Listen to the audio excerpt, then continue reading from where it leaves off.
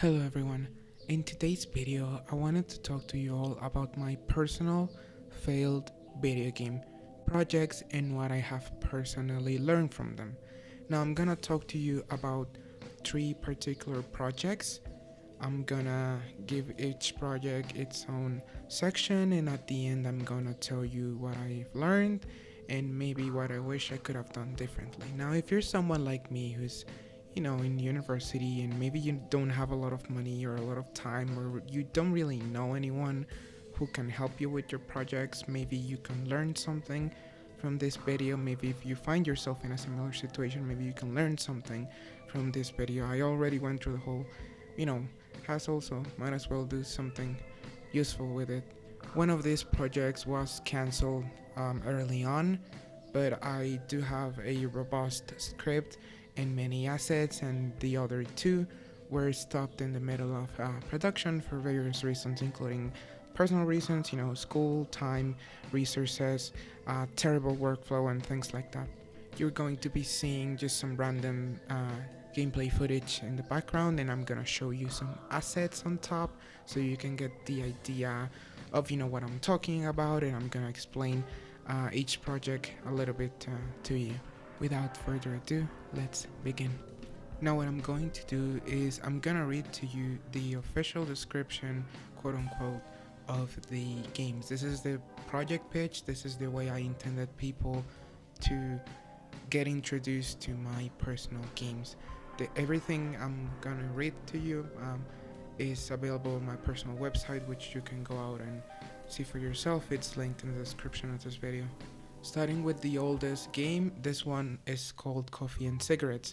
Coffee and Cigarettes was my first fleshed out game concept. It's a single player, narrative driven character focused game that follows the story of Morgan, a young person who runs a small video game studio with their friends, Nor and Andrea, and they struggle not only with the workflow but also with their own personal problems.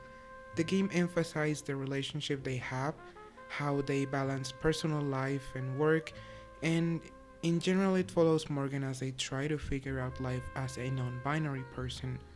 The game originally was planned to take place over the span of 1 week, each day being different, and the player was allowed to make choices in certain situations, shaping Morgan as a result. The project stopped due to personal situations as well as a goal that was not achievable at the time. This was also my first true shot at a project, and I have learned a lot since. As you can see in the background, here are some designs of like the main characters, and I also designed more characters that you would encounter in each day. And the idea was that these people were sharing an apartment, and in this apartment they were making a game. And the idea was that they have already made a successful game before, and they were kind of like struggling to what to do next, and if this follow-up was going to be as good as the first one, and how long is the money going to last. And I think you can see that I'm projecting a lot of personal thoughts, personal I guess ideas, just ideas. I'm projecting a lot in this particular game, and I guess I would be lying if I said that early on in my university presence, the influence of like wanting to make a game was so like strong, and I had this thought that I was going to do it with my friends. I'm not gonna say that is not that it will never be the case. I'm not saying that, but I just see it way less plausible now that I did back then. I guess the perfect way I can describe this game is this feeling or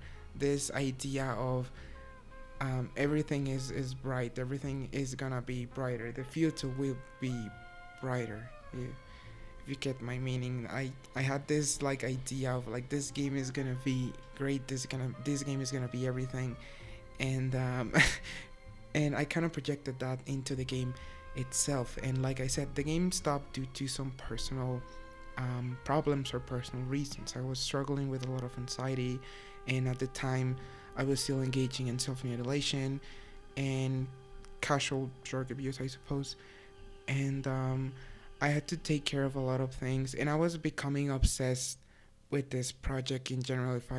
If I'm completely honest with you all, I was becoming a bit obsessed with the game. I was redesigning characters left and right, rewriting the script, and I formed this obsession that the project just had to be perfect. It just had to be perfect. Otherwise, um, nothing was going to work for me for some whatever reason. And the fact that I got so obsessed with this, it was just, I guess, my first lesson when it comes to, I guess, creating games.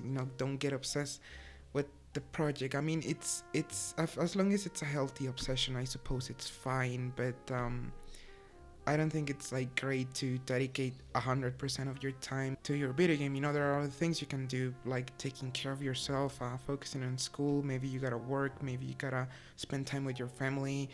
But whatever it is, maybe just time for yourself. But my biggest lesson from this project was that don't get obsessed with projects. And the game was going to be obviously in a 2D format. I was really inspired by novels, those gaming novels.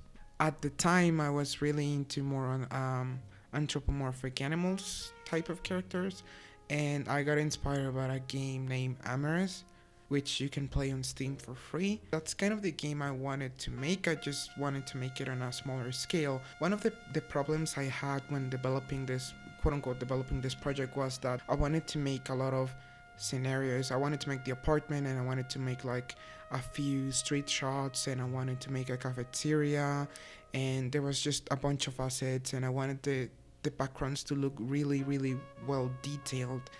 And I also got tremendously inspired by a game called the Red Strings Club, and I just was comparing my project to other things. Also, Night in the Woods inspired me a bit, and I was just simply comparing this project to other things and just holding it to unrealistic standards, if you know what I mean. And I I am aware that that was not healthy at all, but I learned a lot from this particular project.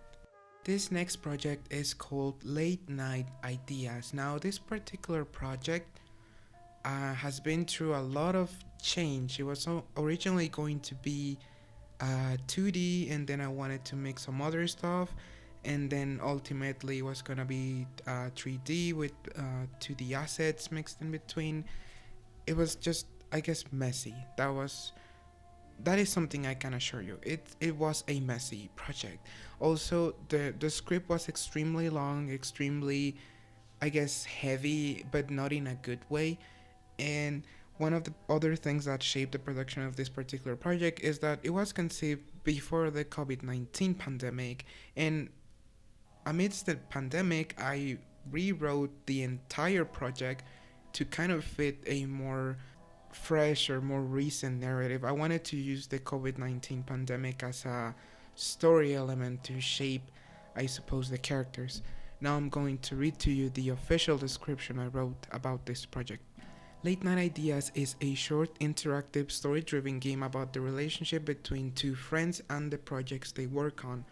Originally, this was going to be set in a diner slash cafeteria late in the night, but was changed due to the 2020 pandemic. The reworked version takes place in one of the characters' room. The character's name is Sierra, and as she interacts with her friend and colleague Brill. Although the plan was to make it mostly 3D, not a lot of assets were finished in the desired 3D format, and most of what remains is script and concept art. I am extremely saddened to say that this is true. I spent a lot of time kind of doing the cafeteria in a 3D format. I approached one of my close friends with this idea, and he kind of made the base of the cafeteria, and then I started adding some personal touches in a 3D format. I started making assets. I made some pillows, a laptop, coffee mugs, and I added some cigarette packs. I kind of worked that into the story. I added some dessert and plates. I did a book, light bulbs, things like that, just minor things. The 3D assets are horrendous, and some of the final screenshots are also really terrible. And I made some simple posters for the cafeteria.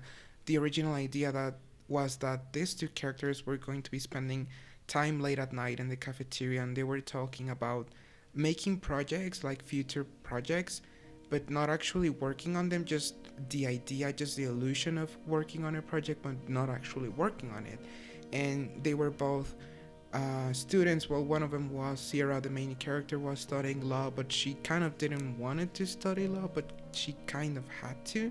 And the other character, Brill, which was her best friend, was already done with university, but was not sure kind of what to do with her life. So that was kind of the whole idea. Then the COVID-19 pandemic happened, and then I changed the whole thing. I changed it to a conversation, I suppose you can tell, a Discord conversation, if you will. Sierra was going to be in her apartment, and Brill was going to be in her apartment. And I guess a way to like minimize the production cost in terms of time and money, what I wanted to do is just to model a very minimalistic, like low poly room that was Sierra's, and you were never actually going to see Braille. You were only going to see pictures in Sierra's like computer, but you were never actually going to see Braille. And the whole game was going to be basically a Discord conversation. You will click and the conversation will keep advancing, and the player was allowed to make certain decisions to kind of shape the story a little bit. And like I said, I was trying to use the COVID-19 pandemic as a narrative element as to how that shaped the character's life, but I ended up dropping the script. I kind of lost interest, and 2020 was a very eventful year for me. I started spending a lot of time, working on myself, my transition, and then some other personal issues got in the way. But like I said, I kind of just dropped the project, and while some friends were working with me closely on this one, as they were with the original Coffee and Cigarettes project, we kind of stopped working on it, and then I was kind of the only one working on it because I think they were waiting for me to continue with the script, and then I never got back to them, and then the project just died. And I've learned a bit more since then. I learned that I'm terrible at 3D and that I probably shouldn't be doing this stuff. I could get better, but I suppose 3D is not my thing, and I've learned some other things that I'm gonna tell you at the very end. This next project is called Unwritten Paths. This is the most recent project, and the project that got more time, more attention, and well, personally more, I suppose, money invested in it. It wasn't like that much, but I do invested some money into this project, which is fine. I'm not saying that to like say, oh, I invested money in a project. No, I think it was worth it. This is actually the project that taught me a lot more lessons than the previous one, and it's actually my personal favorite that I've done. I'm gonna use this actually in my portfolio, see if that helps me out when looking for a job or showcasing my skills online, I suppose. The friends I mentioned worked with me a bit more closely on this particular project. They helped me with some rewrites of the script, mostly as, I guess, second opinions. I shaped the script based on some of the things they said, and they helped me with some characters, mostly second opinions, and a friend of mine was gonna help me out with some of the programming, and a friend was supposed to help me with some animation, but that kind of never went anywhere. A few logos were made, a few graphical things were made. A friend from school gifted me some art to use on the background. I actually spent a lot of time creating these characters, the characters, the script, and the backgrounds. I spent, I don't know how many days creating the backgrounds, but I'm super proud of it, and I'm gonna read you the description I made. Unwritten Paths is a single-player, story-driven indie game. The story follows Nicola, a frustrated young writer living in the fictional city of Northwood Primrose. She lives with her friend Mary, a fashion photographer, and her roommate Vanilla, a chemistry teacher. Nicola helps pay the bills by working at a somewhat successful internet media company, although she dreams of being a writer. They're unsure what to do with their lives and struggle to sustain themselves in such an expensive city, while Nicola tries to figure out what to do next. If you paid attention, I think you've seen some of the similarities between the projects. I've focused mostly on character relationships, specifically friends. I've spent a lot of time writing about like what to do with your life, what are you gonna do after, I don't know, school or this and that. And I think you can see the similarities there. And the most common criticism or opinion was that I got up regarding this particular project was that the dialogue was unrealistic and over the top, and some of the other opinions I got was that the whole idea, the way the characters interact in general was obnoxious. And I do not blame them. You're going to be seeing on the top some of the backgrounds that I designed. I made like the entrance area, the kitchen area, the living room, Mary's room, the balcony area, Fenella's room, and my idea was that Nicola, the main character, kind of slept on the couch. And what I had in mind with this was that these characters were living in a tiny, well, quote unquote, tiny apartment in a fictional city that was heavily inspired by New York City, obviously. It's kind of this idea of like coming from nowhere and like moving to a large city and to kind of experience an interesting way of living, or I guess something different to where you come from. The gameplay was going to be that Nicola was going to come home one night and you were to interact with Mary, which is her best friend, the other friend in the room, and you were kind of going to interact with them, have conversations, learn a lot about them, and it was gonna be a short game. You were mostly gonna be like walking around the apartment, understanding the way they live, and kind of just interacting with them in general. Once again, there's a lot of projecting when it comes to this particular project. I think it's fairly obvious, and a lot of assets were created, and a lot of the things that I did in this project were inspired by, I guess, the way me and other people close in my life lived our personal lives. A lot of habits were imprinted in this particular game, and I also took this creative idea of like adding neck braces to the characters. There was going to be originally a story, I guess a narrative element as to why, but I ultimately scrapped it and just kept it as an artistical choice. There was also going to be some romance involved. There was gonna be a character named Frida, which was going to show up kind of at the end of the game and was going to have a conversation with Nicola in the balcony area, and they were going to talk about life. And Frida was inspired by one of my closest friends and a conversation we had, and there was gonna be a romance option. That was like my idea, I suppose, when I wrote Frida. And I guess I wanted to explore the romance between a transgender woman and a cisgender woman, and how complex it is. And if you can tell, I suppose it was inspired by a personal experience. The project ultimately crumbled due to some personal issues. Once again, I lost interest in the project because I was so hard on myself. I hated the script. I hated the way everything came together. I didn't like the designs at times. At times I actually did like them. The scenarios were good, but the more I stared at them, the more I hated them. I guess I was relying on some other people to like help me complete the project when that shouldn't have been the case. I guess I just expected that other people were going 100% to help me in things I couldn't do myself. And I could have done the animation myself. I just really didn't want it to. And a friend constantly volunteered, hey, I'm gonna help you do the animation, I'm gonna help you do the animation. Then nothing happened. And then, well, some progress was made, and some corrections needed to be made, but those corrections never came, and some of the programming couldn't advance without the animation. And I guess everyone just kind of lost interest on the project, which I don't really blame them. It's a very lame project, but it's still my project. It's still going into my digital portfolio, into my resume, I suppose. I spent a lot of time, a lot of energy, and just countless day working on this particular project. And I guess as much as I dislike it, as much as I hate it, it's still my most fleshed out project. I've learned a lot from this project when it comes to techniques, when it comes to project management, when it comes to workflow, when it comes to writing. I've learned a lot from this particular project. Well, hopefully this one will shape my future in creating games.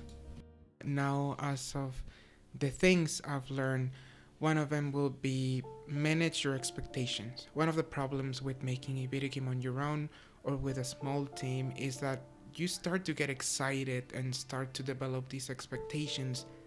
That alone is fine, but I would highly suggest you manage them because they can get out of hand.